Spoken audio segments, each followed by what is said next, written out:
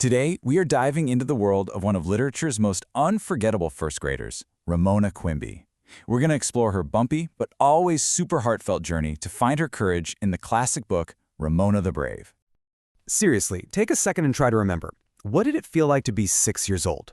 It was this weird mix of wanting to be so big and independent, but at the same time feeling kind of small and scared in a world that, let's be honest, didn't always make a whole lot of sense. You had playground politics, classroom rules. It was a lot to handle. And you know who gets all those feelings? Ramona Quimby. For her, first grade isn't just about reading and writing. No, it's a full-time job in the business of growing up, and it is not going well. So, let's start at the very beginning.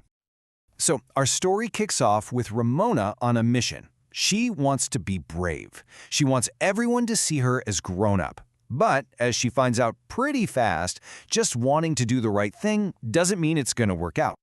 And right off the bat, you see this huge gap between her goal and what actually happens. She tries to be a hero, right? She defends her older sister Beezus from some boys who are teasing her. But does Beezus thank her? Nope, she's completely mortified. And Ramona's big heroic moment just leaves her feeling, as she puts it, silly and embarrassing. It's her first big lesson that being brave is way more complicated than it looks. Meanwhile, back at home, big things are happening. Her mom gets a part-time job to help out, and the family decides to build a brand new bedroom. And guess who gets it first? Ramona. For a kid who is desperate to be seen as mature, having your very own room, that is the ultimate prize. She really sees this as her biggest challenge yet. It's her chance to prove she can handle what she calls the job of growing up. This new room is basically her stage to finally show everyone how mature she is. Yeah, there's just one little problem. When the lights go out, that cool new room isn't exciting anymore, it's actually terrifying. But Ramona is way too ashamed to admit she's scared. To her, admitting she's afraid would feel like failing at her new job. So every single night she just lies there, totally frozen, imagining that something is slithering around on the walls. Her imagination, which is usually her superpower, is now working against her, especially when she remembers the super scary picture of a gorilla in one of her books. So if home is the place for her secret fears, then school becomes the place for public humiliation. Ramona's excitement for first grade and her new teacher, Mrs. Griggs, just starts to totally disappear. The world just feels unfair.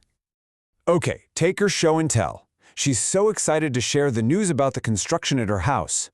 But her dramatic story about how workers chopped a great big hole in the wall just gets her laughed at by the entire class.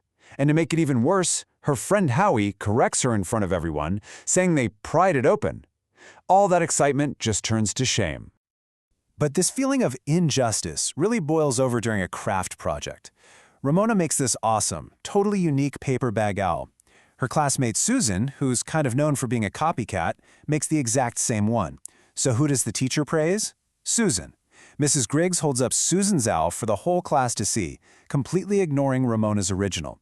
Feeling totally cheated and invisible, Ramona crushes her own owl, and then later, in a fit of rage, she destroys Susan's too.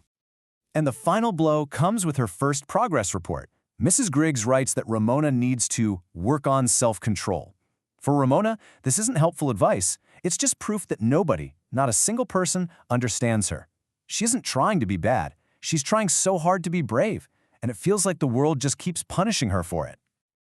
And this is where everything just comes to a head. Feeling totally misunderstood at school and scared at home, Ramona finally just explodes. And this isn't just a regular tantrum. It's a real turning point. So, to show her family exactly how awful she feels, she searches her brain for the absolute most terrible, forbidden word she can possibly think of, and she yells it at the top of her lungs, guts. But they don't get mad, they don't even gasp, they laugh. And that unexpected reaction is the last straw. Ramona just breaks down completely, finally confessing everything she's been holding in, that her teacher hates her and that her parents must love Beezus more. But her parents' reaction changes everything.